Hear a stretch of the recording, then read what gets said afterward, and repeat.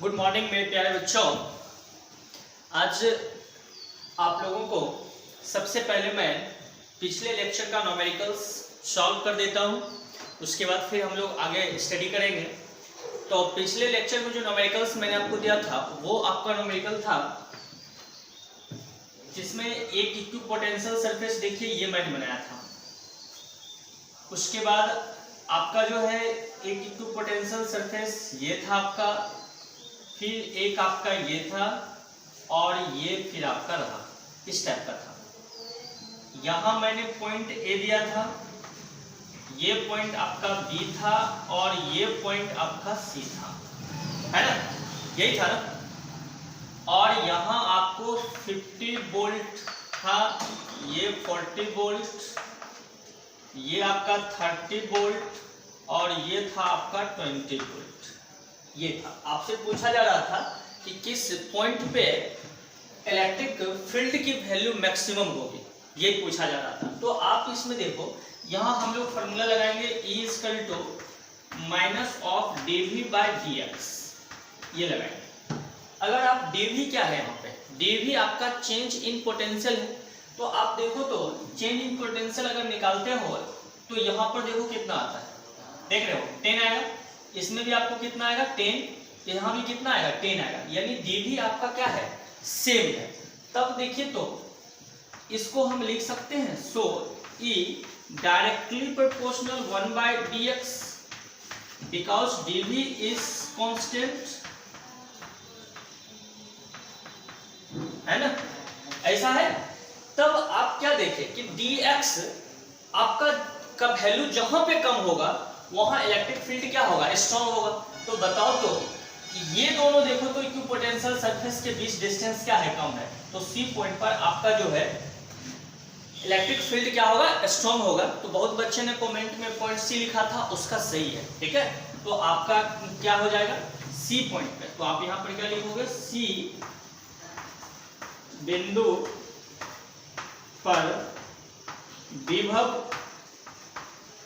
सी बिंदु पर विभव, सी बिंदु पर विद्युत क्षेत्र, विद्युत क्षेत्र अधिकतम होगा, सी बिंदु पर विद्युत क्षेत्र अधिकतम होगा, ये आपका आंसर आएगा, ठीक है। तो जो बच्चे पिछले लेक्चर नहीं देखे होंगे तो वो लेक्चर आप लोग निश्चित रूप से देख लीजिएगा, तब आपको ये क्वेश्चन जो है समझ में आएगा, ठीक है। तो हम लोग लेक्चर 7 तक पढ़े थे, आज हम लोग का होगा लेक्चर 8। तो आप लिखो लेक्चर 8, नोट करना है, इसको नोट कर लीजिएगा, ठीक है। लिखिए आप लोग लेक्चर 8।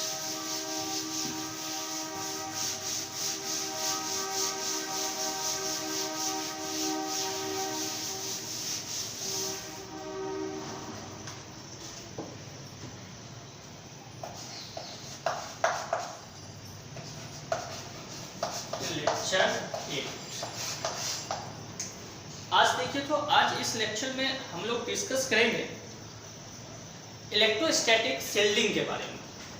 किसके बारे में हम लोग डिस्कस करेंगे, इलेक्ट्रोस्टैटिक शील्डिंग। इलेक्ट्रोस्टैटिक शील्डिंग क्या होती है, ठीक है, पहले हम लोग उसको जो है डिफाइन कर लेते हैं। तो इलेक्ट्रोस्टैटिक शील्डिंग क्या है कि किसी क्षेत्र को विद्युत क्षेत्र के प्रभाव से बचाने की प्रक्रिया इलेक्ट्रोस्टैटिक शील्डिंग कहलाती है, यानी स्थिर विद्युत परिरक्षण कहलाती है। तो आप लोग स्टार लगा करके लिखोगे स्थिर विद्युत परिरक्षण, स्थिर विद्युत परिरक्षण, देखो स्थिर विद्युत परिरक्षण, इंग्लिश इसका लिख लीजिएगा इलेक्ट्रो स्टैटिक शील्डिंग।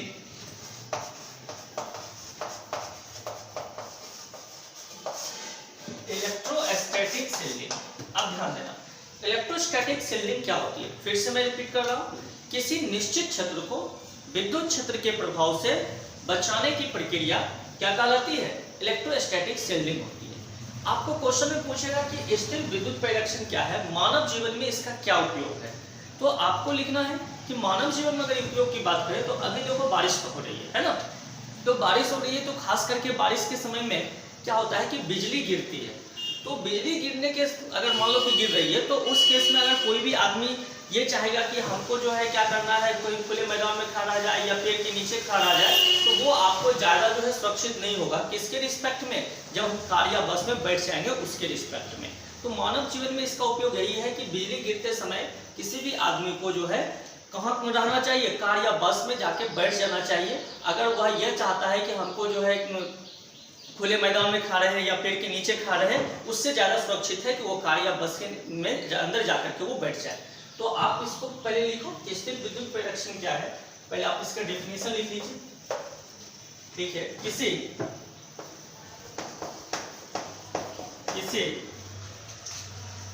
क्षेत्र को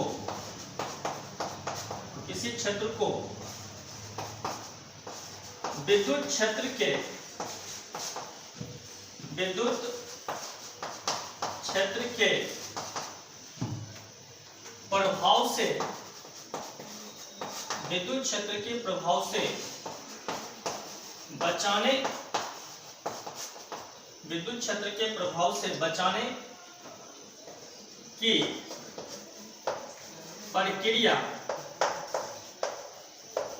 बचाने की प्रक्रिया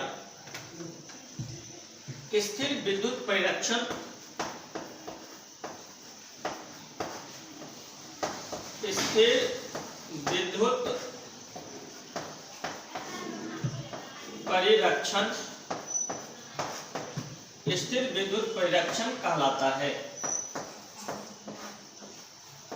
स्थिर विद्युत परिरक्षण कहलाता है। क्या लिखे? किसी क्षेत्र को विद्युत क्षेत्र के प्रभाव से बचाने की प्रक्रिया स्थिर विद्युत परिरक्षण कहलाता है। अब देखिए, अब हम लोग इसमें फिगर कैसे बनाएंगे? तो इसके फिगर में देखो, आप कंसीडर करो कि ये आपका जो है होलो स्फीयर है, ठीक है, जिसको आप लोग खोखला गोला बोलते हो हिंदी में। ये क्या है? होलो स्फीयर है, ठीक है। अब यहां से मान लीजिए कि आपका ये इलेक्ट्रिक फील्ड हो गया, ये आपका इलेक्ट्रिक फील्ड हो गया।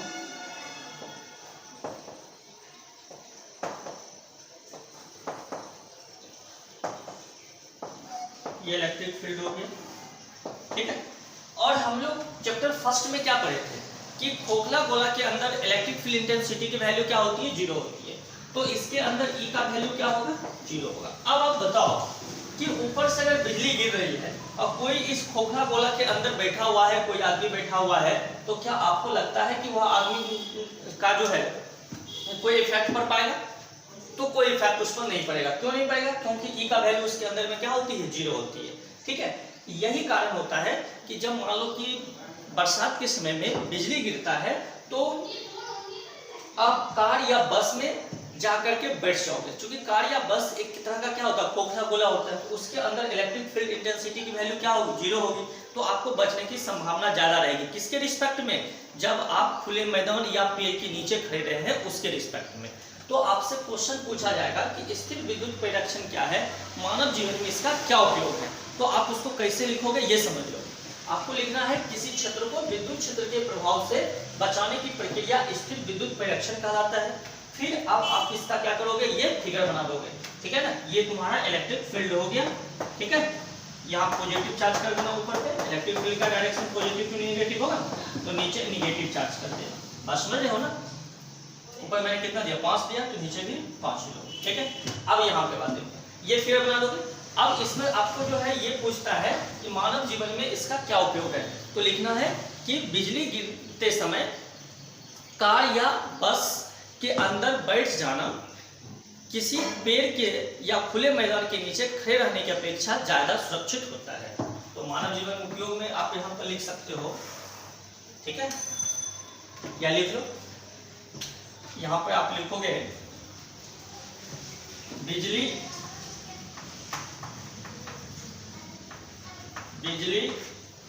गिरने के समय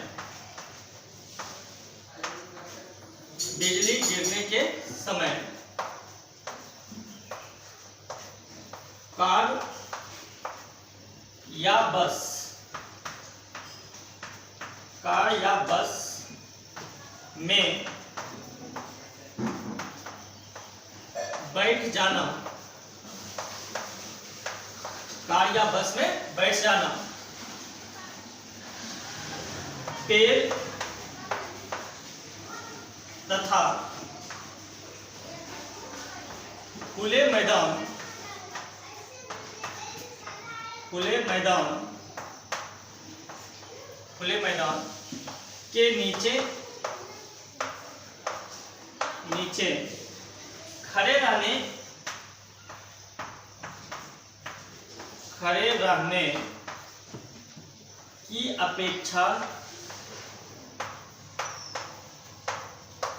की अपेक्षा ज्यादा सुरक्षित होता है।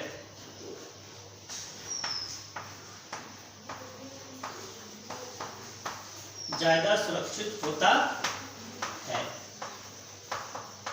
ठीक है, फिर से समझ लीजिए, फिर से मैं इस क्वेश्चन को रिपीट कर रहा हूं, बहुत अच्छा क्वेश्चन है आपका ये, कि स्थिर विद्युत प्रेरक्षण क्या है, मानव जीवन में इसका क्या उपयोग है। तो क्या लिखना है हमको कि किसी क्षेत्र को विद्युत क्षेत्र के प्रभाव से बचाने की प्रक्रिया स्थिर विद्युत प्रेरक्षण कहलाता है।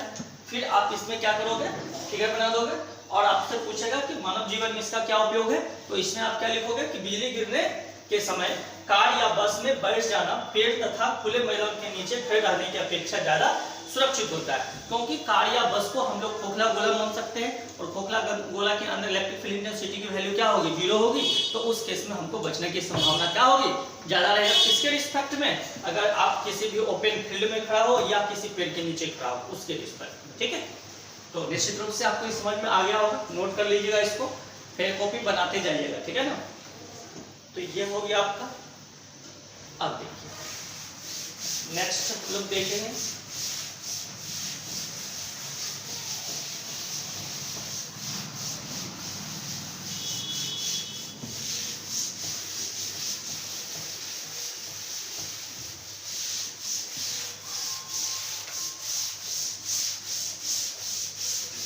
आगे स्टार लगा के लिखिए ध्रुवीय अणु।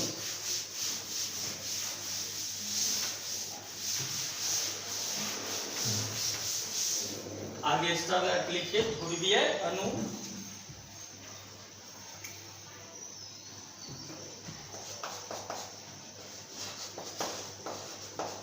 ध्रुवीय अणु इंग्लिश लिख लीजिएगा इसका, पोलर मॉलिक्यूल। Polar molecule. अब देखो ध्रुवीय अणु क्या होता है, ध्यान दीजिएगा। ये ध्रुवीय अणु क्या होता है कि इसमें देखो पॉजिटिव चार्ज का सेंटर होता है और नेगेटिव चार्ज का सेंटर होता है। ठीक है, तो ध्रुवीय अणु क्या होगा कि वैसे पदार्थ जिसमें धन आवेश एवं ऋण आवेश के केंद्र संपाती नहीं हो। संपाती का मतलब हुआ कि एक ही पॉइंट पर अगर नहीं होगा तो उसको हम लोग क्या बोलेंगे, पोलर मॉलिक्यूल्स बोलेंगे। तो लिखो वैसे पदार्थ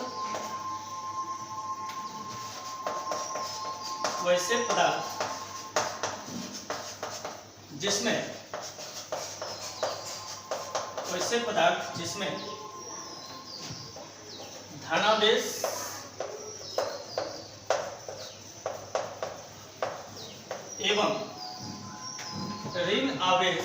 धनावेश एवं ऋण आवेश के केंद्र संपाती नहीं हो, ध्रुवीय अणु कहलाता है।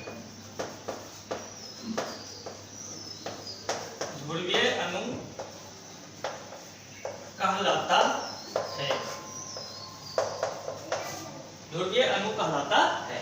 अब देखिए तो एग्जाम्पल की अगर आप बात करो तो इसका एग्जाम्पल देखो क्या क्या होगा, ध्यान देना।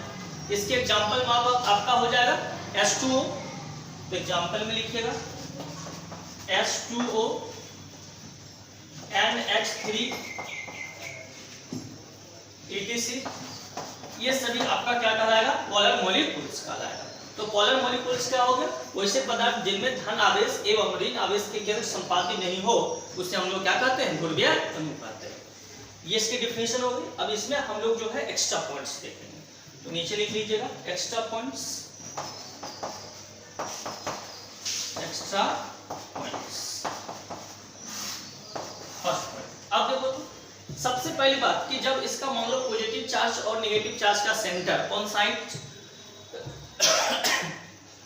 पॉजिटिव चार्ज और नेगेटिव चार्ज का सेंटर जो है वो अगर आपका संपाती नहीं है तो उसका अपना स्वयं का उसका इलेक्ट्रिक डायपोल मोमेंट होगा।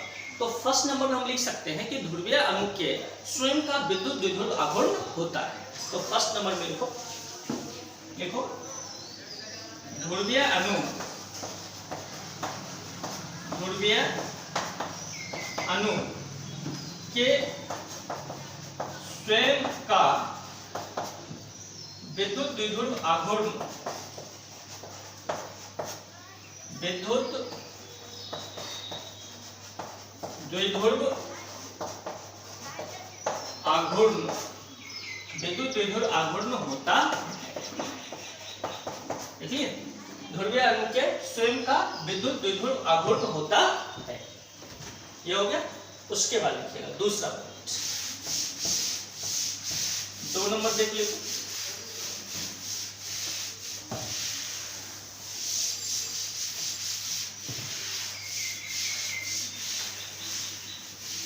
सेकेंड पॉइंट लिखिएगा। अब देखो तो अब जब विद्युत क्षेत्र की अनुपस्थिति में, विद्युत क्षेत्र की अनुपस्थिति में यह जो होता है अभी विन्यासित जो होती है वो यादृच्छिक रूप से होती है। तो आप यहां लिख सकते हो कि विद्युत क्षेत्र, विद्युत क्षेत्र की अनुपस्थिति में, विद्युत क्षेत्र की अनुपस्थिति में यह यादृच्छिक रूप से, यादृच्छिक रूप से अभिविन्यासित,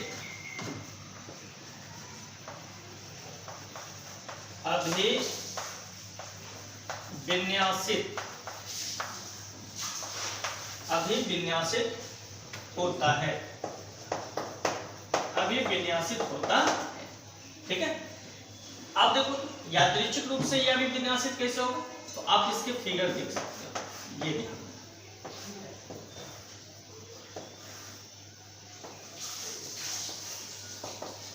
यादृच्छिक रूप का मतलब हुआ इधर उधर, बात समझ लो ना। तो ये मान लीजिए कि इलेक्ट्रिक फील्ड क्या है, 0 है। अब देखो ये हो गया आपका एक ये हो गया, ये हो गया और ये हो गया। ठीक है।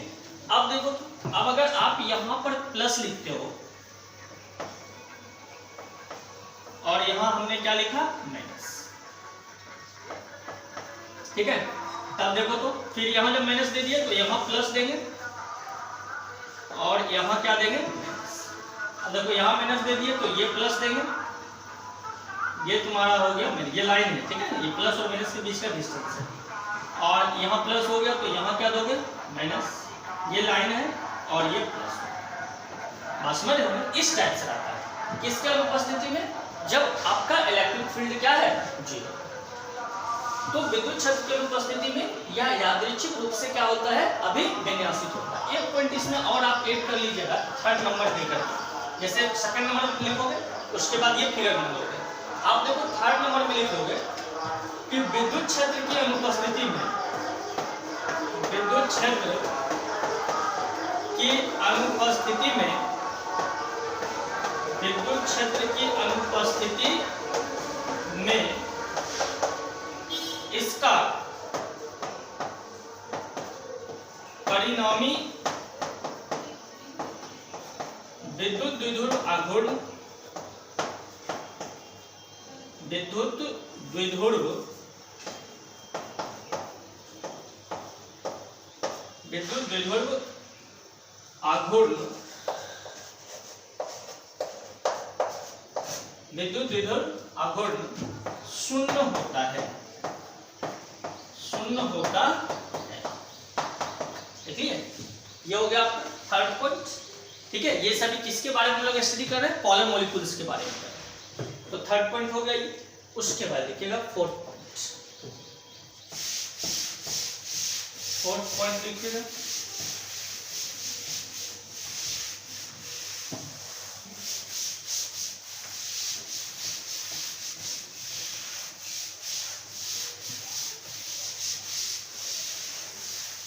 फोर्थ नंबर लिखोगे। अब फोर्थ नंबर में क्या होता है, जैसे अगर विद्युत क्षेत्र की उपस्थिति होगा, तो जब विद्युत क्षेत्र की उपस्थिति होगा तो इसके अंदर जितना भी मान लो कि अणु है उस सब पर जो है टॉर्क लगना स्टार्ट हो जाता है। तो जब टॉर्क लगना स्टार्ट हो जाता है तो ये क्या होता है, विद्युत क्षेत्र की दिशा में संरेखित होना स्टार्ट कर देती है। तो हम लोग लिखेंगे कि विद्युत क्षेत्र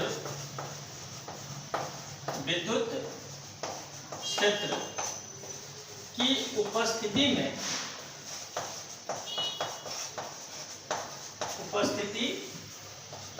विद्युत क्षेत्र की उपस्थिति में यह विद्युत क्षेत्र की दिशा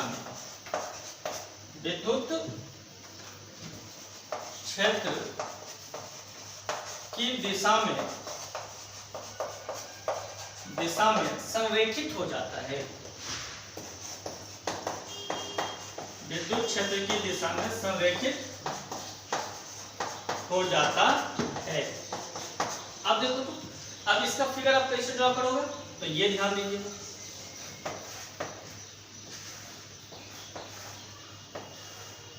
ठीक है, अब ध्यान ये देखिए, इलेक्ट्रिक फील्ड का डायरेक्शन आपका ये होगा, ठीक है ना। तो यहां हम माइनस लिखेंगे और यहां क्या लिखेंगे, प्लस। फिर ये प्लस और ये प्लस और ये माइनस, ये प्लस और ये माइनस। अब बताओ, इलेक्ट्रिक डायपोल मोमेंट का डायरेक्शन किधर से किधर होता है, माइनस से प्लस की ओर। तो यहाँ पे इलेक्ट्रिक डायपोल मोमेंट जो होगा वेक्टर P, वो तुम्हारा किसके अलोंग हो जाएगा, इलेक्ट्रिक फील्ड के अलोंग हो जाएगा। यानी अभी तक जो इधर उधर फैला हुआ था, जिगजैग फैला हुआ था, ठीक है ना, वो सब का सब अब क्या होगा, एक डायरेक्शन हो जाएगा। ऐसा कब होगा, जब आप इसको किसी इलेक्ट्रिक फील्ड में प्लेस कर देते हो या फिर इलेक्ट्रिक फील्ड हम सेटअप कर देते हैं, तब ऐसा होगा। ये आपका था किसके बारे में, पोलर मॉलिक्यूल्स के बारे में। अब आगे लिखिएगा, स्टार लगा करके नोट कर नोट कर लीजिए इसको। 5 नंबर लिखिएगा।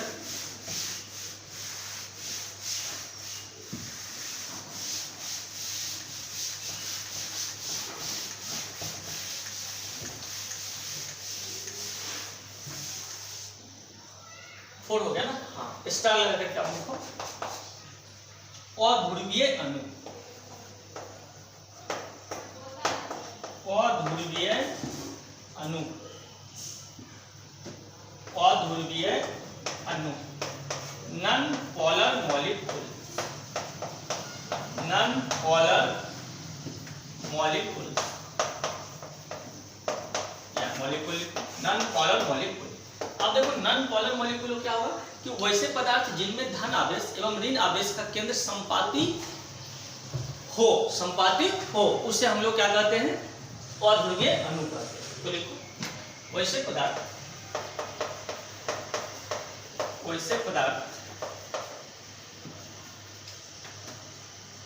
जिनमें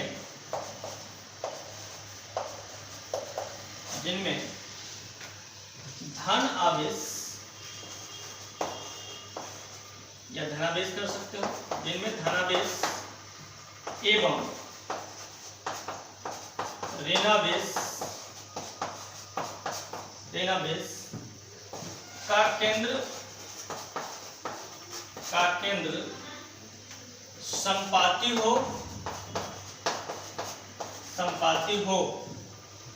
अध्रुवीय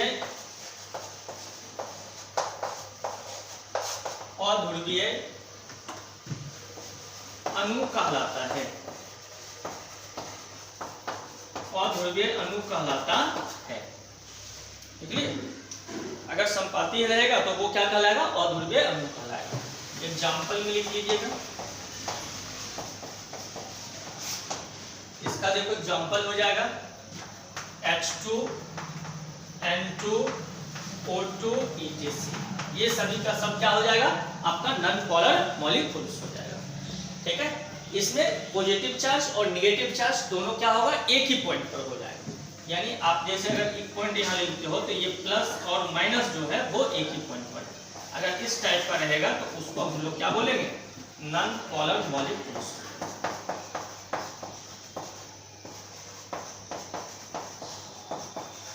नॉन पोलर मॉलिक्यूल्स, ठीक है।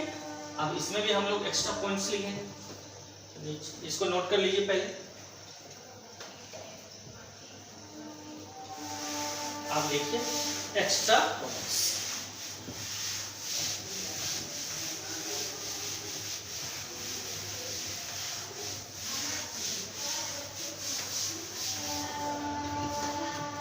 नीचे लिखिए एक्स्ट्रा पॉइंट्स।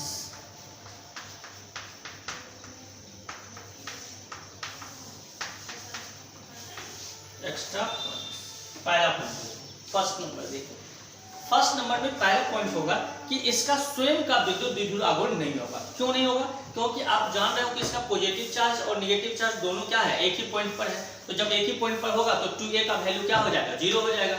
तो हम लोग यहाँ पर लिखेंगे इसका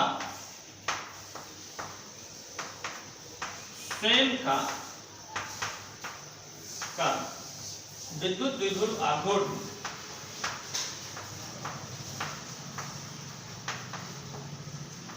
विद्युत द्विध्रुव आघूर्ण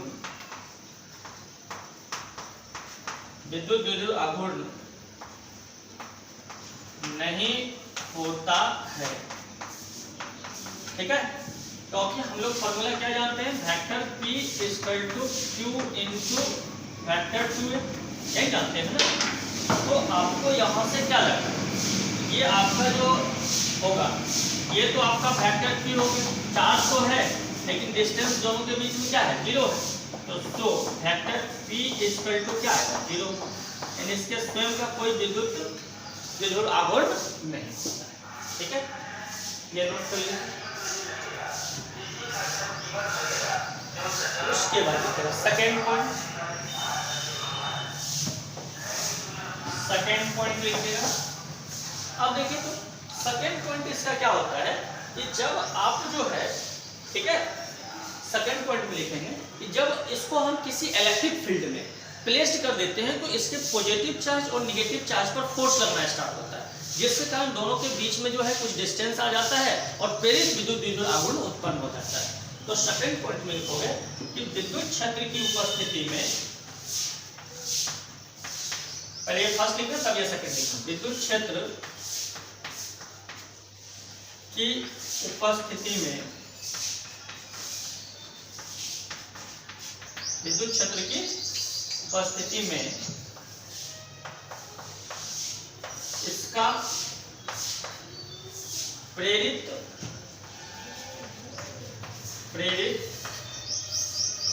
विद्युत द्विध्रुव आघूर्ण, प्रेरित विद्युत द्विध्रुव आघूर्ण होता है। प्रेरित विद्युत द्विध्रुव आघूर्ण होता है जब ये इलेक्ट्रिक, जैसे ये अगर इलेक्ट्रिक फील्ड में है, ये मान लो इलेक्ट्रिक फील्ड में है, तो यहाँ पे आपका जो है ये नेगेटिव चार्ज होगा और ये पॉजिटिव चार्ज। मान लो ये A कर दिए, ये B कर दिए, तब इसमें वेक्टर P बनेगा और वो वेक्टर P जो होगा वो आपका क्या कहलाएगा, इंड्यूस्ड इलेक्ट्रिक डायपोल मोमेंट, विद्युत द्विध्रुव आघूर्ण, ठीक है। ये नोट कर लीजिए।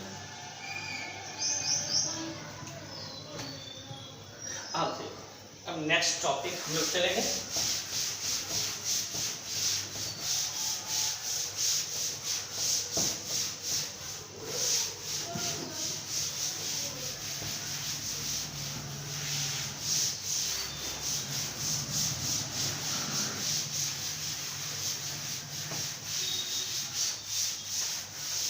नेक्स्ट टॉपिक लिखिएगा, स्टार लगाओ। नेक्स्ट टॉपिक लिखिएगा प्राविद्युत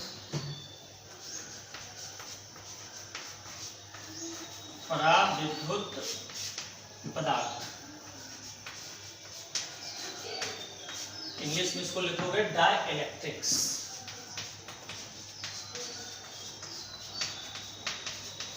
डाइइलेक्ट्रिक्स। अब देखो प्राविद्युत पदार्थ क्या होता है, ध्यान देना।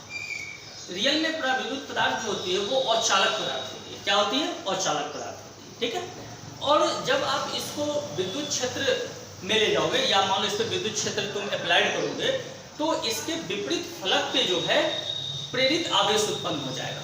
तो उसी को हम लोग क्या बोलेंगे? पराविद्युत पदार्थ बोलेंगे। तो पराविद्युत पदार्थ क्या होगा कि वैसा पदार्थ जिस पर विद्युत क्षेत्र आरोपित करने से विपरीत फलक पर प्रेरित आवेश उत्पन्न हो जाए उसे हम लोग क्या कहते हैं? पराविद्युत पदार्थ कहते हैं। और पराविद्युत पदार्थ के रूप में तुम पैराफिन मोम लो, ट्रांसफार्मर की तेल लो, ठीक है, अवरक लो, ये सभी आपका डाइलेक्ट्रिक्स कहलाता है। और इसका प्रयोग कहाँ होता है? इसका प्रयोग होता है कैपेसिटर बनाने में। जब कैपेसिटर के प्लेट के बीच ये रख दिया जाता है तो उसकी जो है कैपेसिटेंस इंक्रीज कर जाती है। ये आगे आपको पढ़ाऊंगा। तो पहले आप लिखो पराविद्युत पदार्थ, ये लिख करके। तो पराविद्युत पदार्थ हम लोग किसको बोलेंगे? इसकी डेफिनेशन नोट करो, लिखो वैसा पदार्थ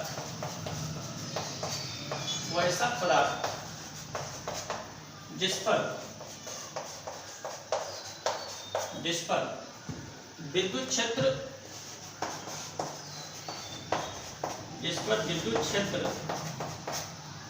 आरोपित होने पर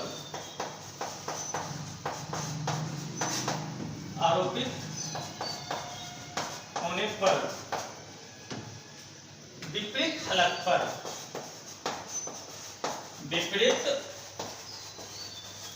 पर प्रेरित आवेश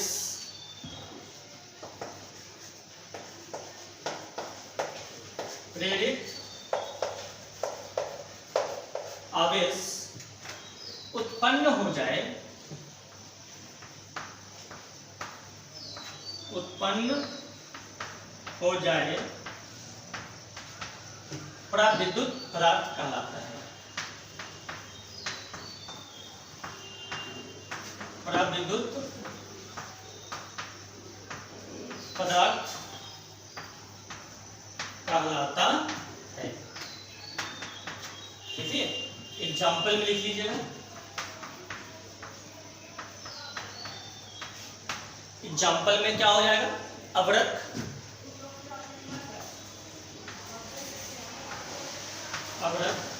पैराफिन मोम,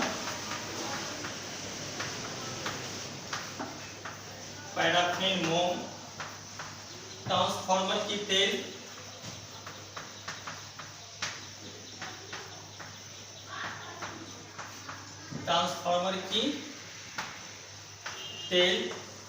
इत्यादि। ठीक है, ये सभी आपका क्या कहलाएगा? डाइलेक्ट्रिक्स कहलाएगा। अब देखिए, तो अब अगर इसका फिगर हम लोग देखना चाहते हैं तो इसका फिगर देखो, ये ध्यान से समझिएगा। ये देखिए, ये मान लीजिए आपका डाइलेक्ट्रिक्स हो गया, ये डाइलेक्ट्रिक्स हो गया। हम इलेक्ट्रिक फील्ड सेटअप किए, ये इलेक्ट्रिक फील्ड। ठीक है, जब इलेक्ट्रिक फील्ड ये हो गया तो आप जान रहे हो कि डाइलेक्ट्रिक्स का जो एटम होगा या मॉलिक्यूल्स होगा उसको जब इलेक्ट्रिक फील्ड में हम ले जाएंगे तो उस पर जो पॉजिटिव चार्ज है, नेगेटिव चार्ज है, ठीक है ना, वो तो आपका क्या होगा कि इलेक्ट्रिक डायपोल मोमेंट जो डायरेक्शन होगा वो तुम्हारा इलेक्ट्रिक फील्ड के लिए होगा। यानी ये जो आपको हम बताए थे कि जब विद्युत क्षेत्र में उसको हम ले जाते हैं तो वो क्या होता है कि विद्युत क्षेत्र की दिशा में संरेखित हो जाता है। तो आपका यहां से देखो क्या होगा कि ये इस टाइप से आपका बनेगा।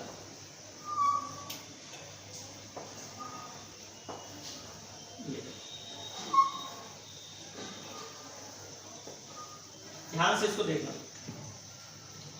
ये इलेक्ट्रिक फील्ड है पहले से, ये आपका डाइलेक्ट्रिक्स था, ये देख रहे हो, ये क्या था मेरा? डाइलेक्ट्रिक्स था। ये देखो, ये डाइलेक्ट्रिक्स हम बनाए, ध्यान दीजिएगा इस पे, डाइलेक्ट्रिक्स बराबर। ठीक है, तो इसके अंदर जो एटम है या मॉलिक्यूल है वो किसके अलोंग आ गया? विद्युत क्षेत्र के अलोंग आ गया। तो उसको कैसे दिखाएंगे? तो इसको प्लस लिखेंगे, इसको माइनस, ये प्लस ये माइनस, ये प्लस ये माइनस, ये प्लस ये माइनस, ये प्लस ये माइनस, ये प्लस और ये माइनस। ठीक है, अब तो आपके मन में ये आता होगा कि सर हम ऊपर वाला को माइनस नीचे प्लस नहीं कर सकते। तो नहीं करोगे। क्यों नहीं करोगे? क्योंकि इसको आपको इलेक्ट्रिक फील्ड के अलोंग दिखाना है। तो जब इलेक्ट्रिक फील्ड के अलोंग दिखाना है तो आप बताओ कि आपका इलेक्ट्रिक डायपोल मोमेंट का डायरेक्शन माइनस से प्लस होता है, तो आपका पीक जो होगा वो इसी डायरेक्शन में होगा ना। लेकिन जब आप नीचे में प्लस कर दोगे ऊपर माइनस कर दोगे तो पी कहाँ चला गया, नीचे आएगा, तो उसके डायरेक्शन में नहीं होगा, इसलिए हम ऊपर यहाँ प्लस बनाएंगे और यहाँ माइनस बनाएंगे जब हम इलेक्ट्रिक फील्ड को ऊपर दिखाएंगे तब। अब देखो ये क्या होगा कि ये देखो ये माइनस ये माइनस ये माइनस देख रहे हो, और ये प्लस ये प्लस ये प्लस देख रहे हो, ये सभी जो है एक दूसरे को कैंसिल कर देता है, तो बचेगा कौन को, ये ऊपर पर प्लस वाला और ये नीचे में माइनस वाला, इसलिए ये पोर्शन तुम्हारा जो होता है वो पॉजिटिव लेयर हो जाता है और ये पोर्शन तुम्हारा क्या हो जाता है, निगेटिव लेयर हो जाता है। बात समझ रहे हो ना, तो इसके विपरीत फलक पर जो है प्रेरित आवेश उत्पन्न हो जाता है, इसी को हम लोग क्या बोलते हैं, डाइलेक्ट्रिक्स को। एक बार फिर से समझा रहा हूं, उसको ध्यान दो।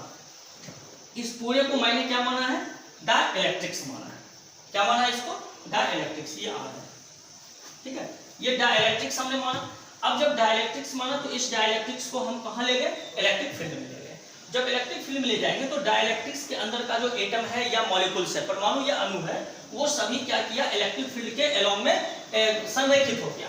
तो संरेखित हो जाएगा तो हम लोग जो है इलेक्ट्रिक डायपोल मोमेंट का डायरेक्शन किधर दिखाएंगे, इलेक्ट्रिक फील्ड के एलोंग दिखाएंगे। तो इलेक्ट्रिक फील्ड ऊपर है तो इलेक्ट्रिक डायपोल मोमेंट का डायरेक्शन भी कहाँ दिखाए, ऊपर दिखाए, तो यहाँ हमको माइनस, यहाँ प्लस, यहाँ माइनस, यहाँ प्लस दिखाना पड़ेगा, तभी ना ये ऊपर जाएगा।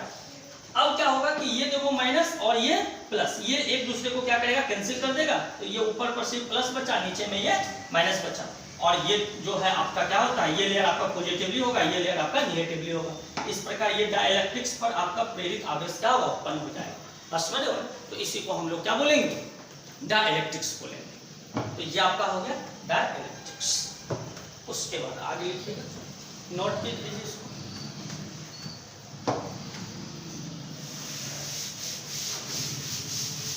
आगे देखेंगे हम लोग पोलराइजेशन, ठीक है।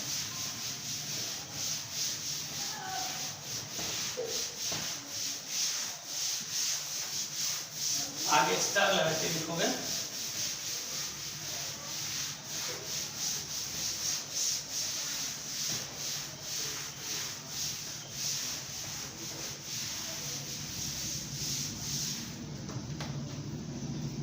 स्टार लगा लिखिए, प्राविद्युत गुटके, प्राविद्युत गुटके,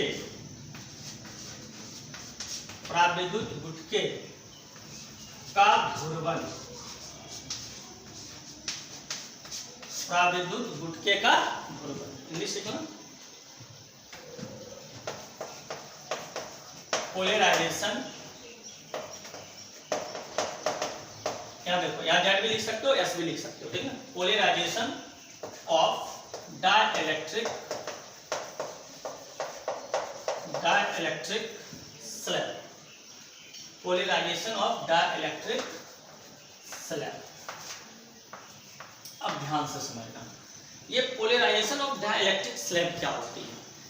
अभी आप डाइलेक्ट्रिक्स के बारे में पढ़े थे कि वैसे पदार्थ जिस पर विद्युत क्षेत्र आरोपित होने पर विपरीत फलक पर विपरीत आवेश उत्पन्न हो जाए, प्रेरित आवेश उत्पन्न हो जाए, उसे हम लोग क्या कहते हैं, प्राविद्युत कहते हैं। यहां तक हमने पढ़ा था। अब है प्राविद्युत गुटके का ध्रुवन। तो देखो ध्रुवन क्या होता है कि ये जो आपका प्रेरित आवेश उत्पन्न होता है, इसी घटना को हम लोग क्या कहते हैं, ध्रुवन कहते हैं। तो प्राविद्युत गुटके का ध्रुवन क्या होगा कि प्राविद्युत पदार्थ पर विद्युत क्षेत्र आरोपित होने पर विपरीत फलक पर बराबर एवं विपरीत आवेश उत्पन्न होने की घटना को हम लोग क्या कहते हैं, ध्रुवन कहते हैं। तो इसको लिखो, देखो प्राविद्युत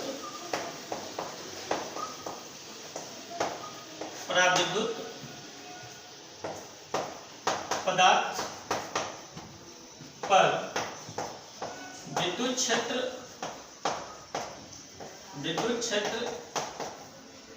आरोपित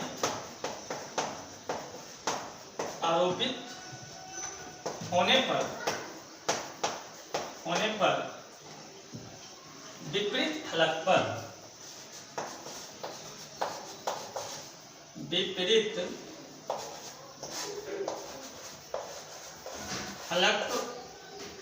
विपरीत फलक पर बराबर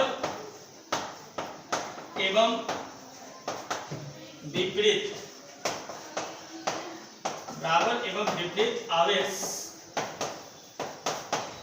उत्पन्न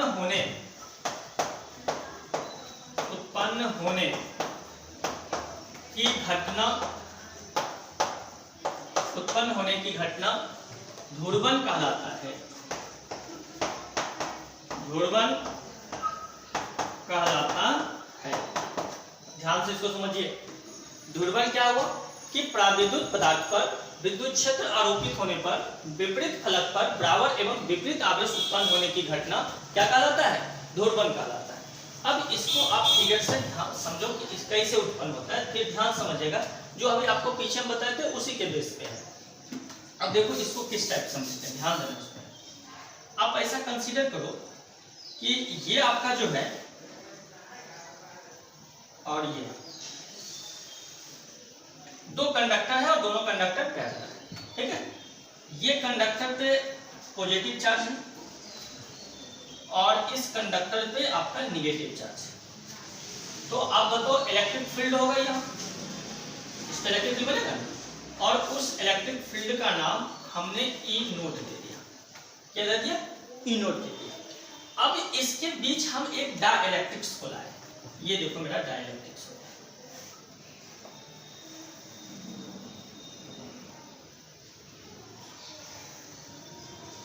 ये हम डाइलेक्ट्रिक्स को लाए। अब जब ये डाइलेक्ट्रिक्स को आप लाए तो इसमें क्या होगा कि इसके अंदर जो एटम है या मॉलिक्यूल्स है वो क्या होगा, इलेक्ट्रिक फील्ड के अलाइन करेगा। तो इसके अंदर जो है ये आप और ज्यादा दिखा सकते हो, ठीक है। ये देखो तो माइनस वाला हो जाएगा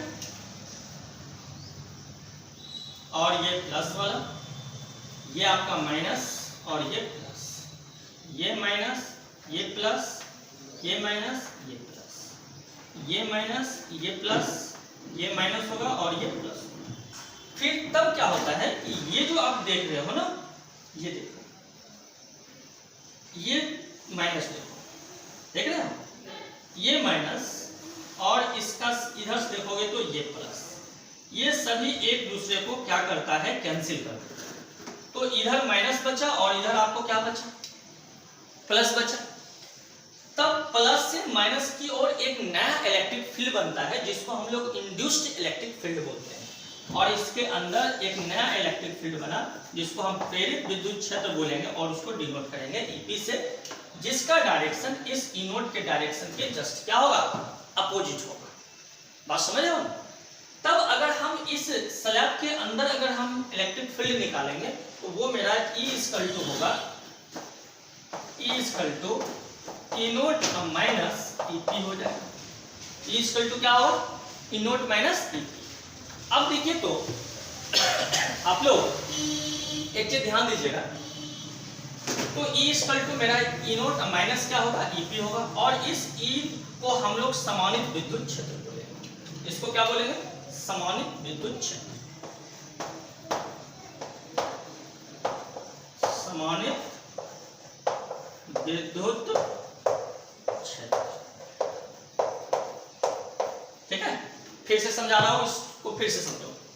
मैंने दो कंडक्टर लिया, एक पे पॉजिटिव चार्ज दिया, एक पे नेगेटिव चार्ज दिया। इस दोनों कंडक्टर के बीच हमने एक डाइलेक्ट्रिक्स रखा। ये देखो डाइलेक्ट्रिक्स का नेमिंग करना है तो कर दो।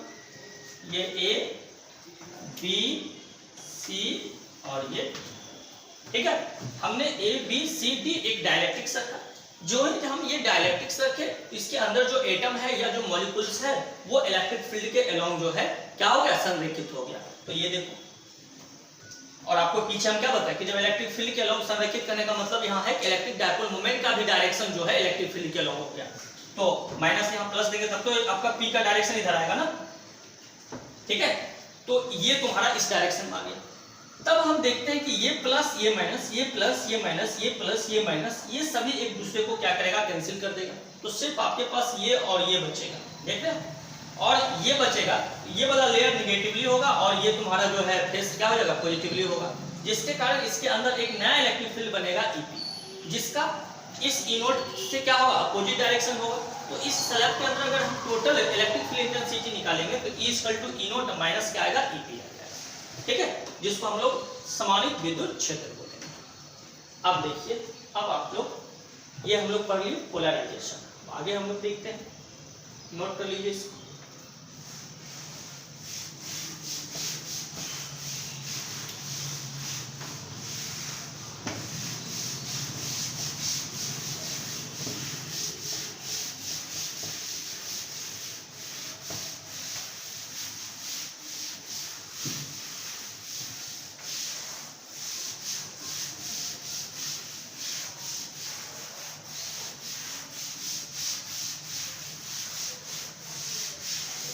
आगे लिखिएगा आप लोग, स्टार लगाओ, लिखो प्राविद्युतम,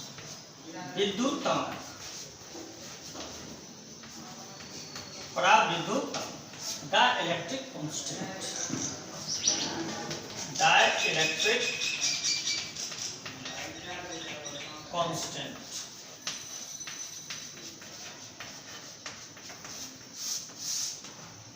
प्राविद्युतम डाइलेक्ट्रिक कांस्टेंट।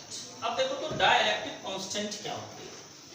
डाइलेक्ट्रिक कांस्टेंट होती है, ध्यान दीजिएगा, K इक्वल टू होता है E नोट बाय, इसको लिखना है, डेफिनेशन पहले लिखूंगा। K इक्वल टू क्या होता है? E नोट बाय, जहां K को हम लोग बोलते हैं डाइलेक्ट्रिक कांस्टेंट, E नोट हुआ आरोपित विद्युत क्षेत्र और E हुआ संधारित्र के प्लेट के बीच पराविद्युत माध्यम रखने पर उत्पन्न विद्युत क्षेत्र। ठीक है, तो हम लोग इसको कैसे डिफाइन करेंगे? इसको डिफाइन करेंगे कि आरोपित विद्युत क्षेत्र, देखो आरोपित विद्युत क्षेत्र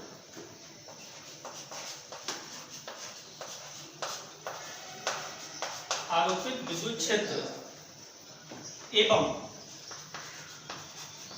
एवं संधारित्र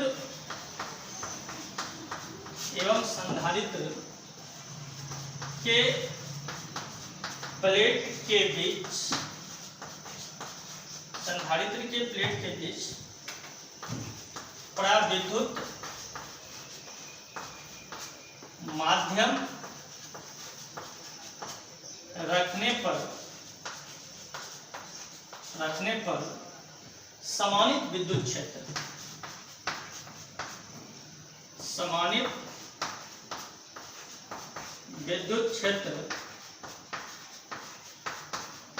क्षेत्र के अनुपात को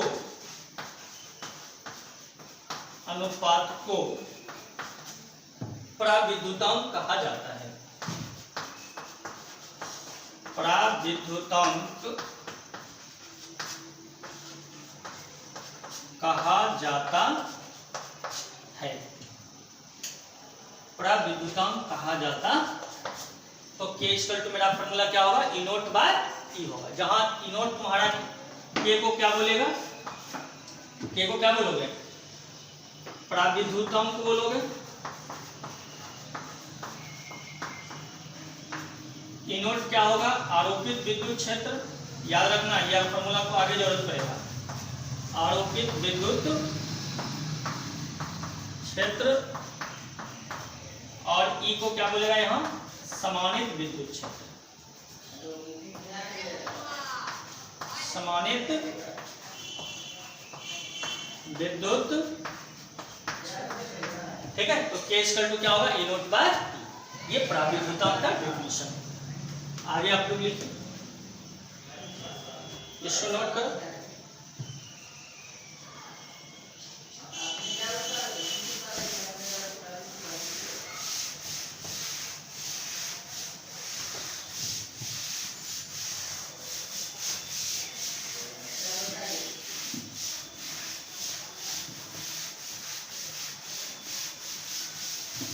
इसको नोट करने के बाद लिखिएगा,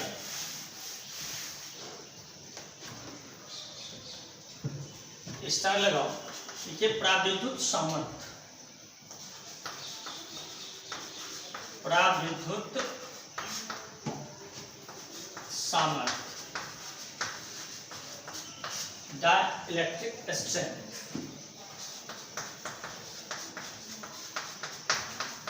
डाइलेक्ट्रिक स्ट्रेंथ।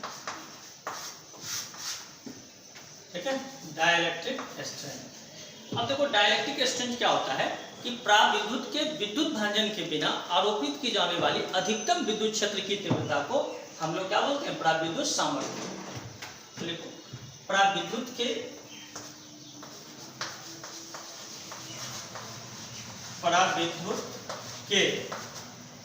विद्युत भांजन के बिना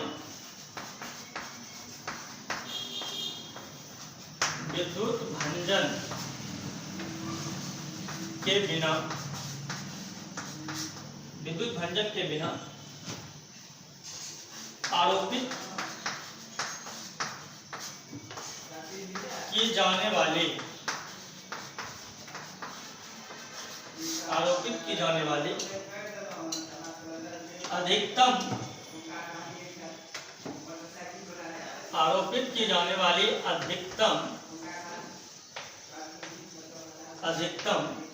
विद्युत क्षेत्र की तीव्रता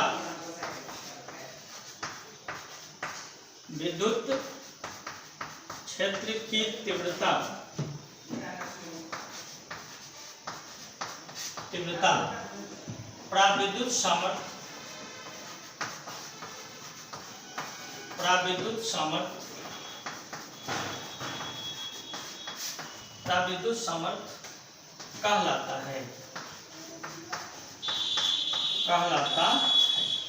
ठीक है, तब यहाँ लिख लीजिएगा E break is equal to V break by D.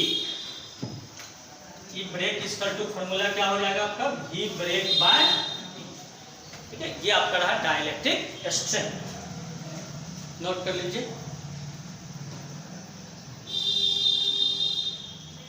ठीक है, तो आप लोग जो है अच्छी तरह से रिवीजन कर लोगे।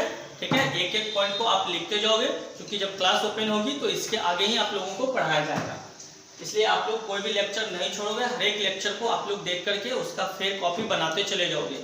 ठीक है ना, तो फिर हम लोग नेक्स्ट क्लास में पढ़ेंगे। क्लास में जाओ ना, नेक्स्ट क्लास में अगर आपके पास जो है बुक होगी तो बुक में आप लोग कैपेसिटर पढ़ लेना। ठीक है, कैपेसिटर, संधारित्र, धारिता, ये सब पढ़ाया जाएगा। आगे आप लोग का न्यूमेरिकल्स ज़्यादा से ज़्यादा बनेगा, क्योंकि हर एक टॉपिक पे अब आपको न्यूमेरिकल्स आ जाएगा। ठीक है ना, तो आप लोग जो है ये क्लास, पीछे वाला क्लास जो भी है सबको रिवीजन कर लोगे। तुम लोग को अल्टरनेट क्लास होती है, एक दिन बात करके होती है, क्योंकि कल फिर इंग्लिश मीडियम वाले का होगा। ठीक है ना, तो आप लोग का इसी तरह से क्लास चलेगा। Thank you.